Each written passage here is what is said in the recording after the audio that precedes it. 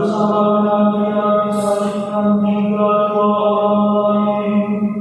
Sebelah menyebelah sedangkan Yesus di tengah-tengah. Pilatus menyuruh memasang juga tulisan di atas kayu itu. Bunyinya Yesus orang Nazaret, Raja orang Yahudi. Banyak orang Yahudi membaca tulisan itu, sebab tempat Yesus disalibkan itu letaknya dekat kota, dan kata-kata itu tertulis dalam bahasa Ibrani, Latin, dan Yunani. Lalu kata imam-imam kepala kebacaran menjauhi kepada Pilatus.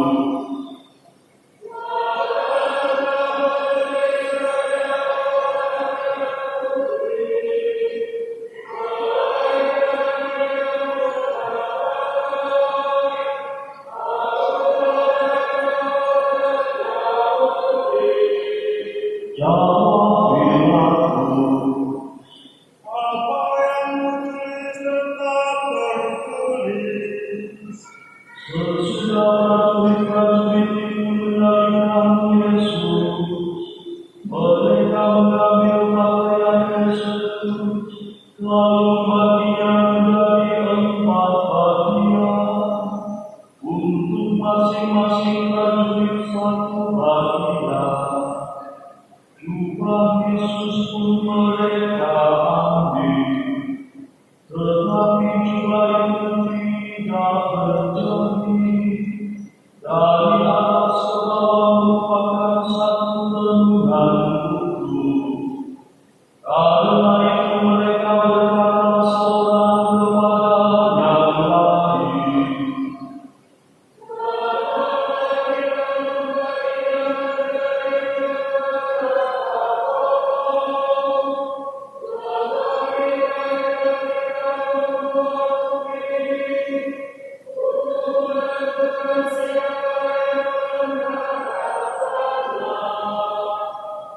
demikianlah hendaknya supaya menggenapi yang ada tertulis dalam kitab suci.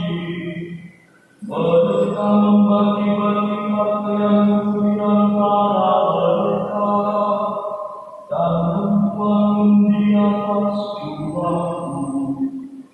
Hal itu telah dilakukan prajurit-prajurit itu. Dekat salib Yesus berdiri Yesus dan saudara ibunya, Maria istri Kleopas dan Maria Magdalena. Ketika Yesus melihat ibunya dan murid yang dia kasihi di sampingnya, berkatalah ia kepada ibunya,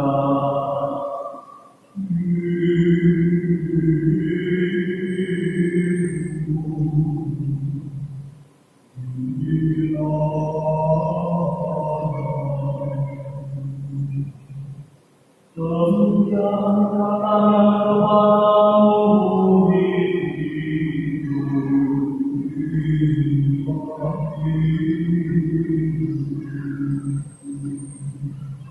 sejak saat itu murid itu menerima Maria di dalam rumahnya. Sesudah itu karena Yesus tahu bahwa segala sesuatu telah selesai, berkatalah Dia,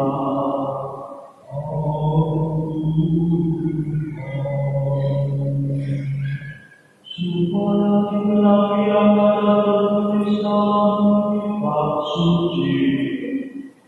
Di situ ada suatu bejana penuh berasap. Lalu mereka memberikan bunga kepada sebatang pisau, mencelupkannya dalam angkasa itu, lalu mengulurkannya ke mulut Yesus. Sesudah meminum angkasa itu, berkata